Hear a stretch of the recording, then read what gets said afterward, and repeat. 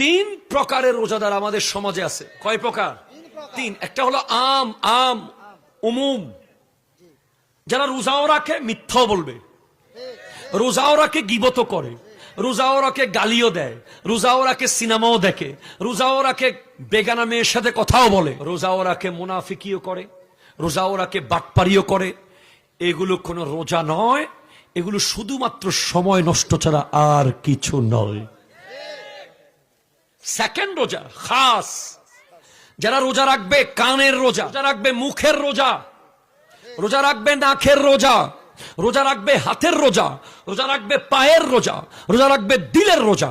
কান দিয়ে গীবত শুনবে না, মুখ দিয়ে গীবত করবে না, চোখ দিয়ে বেহায়া দেখবে না, হাত দিয়ে ইসলাম বিরোধী কিছু ধরবে না, পা দিয়ে ইসলাম বিরোধী কোথাও যাবে না। তার হাত পা চোখ কান নাক মুখ কলব পরিপূর্ণ হওয়ার পর তারপরে পেটের রোজা। ঠিক কিনা কথা বলেন?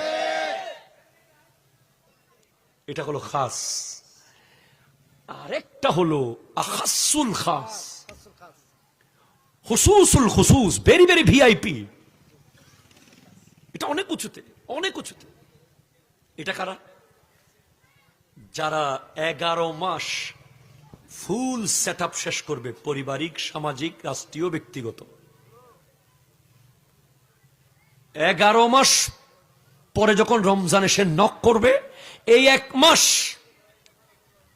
সে দুনিয়াদারির সাথে আর থাকবে না। তার স্মার্টফোন অফ থাকবে, তার ইন্টারনেটের কানেকশন কাটা থাকবে।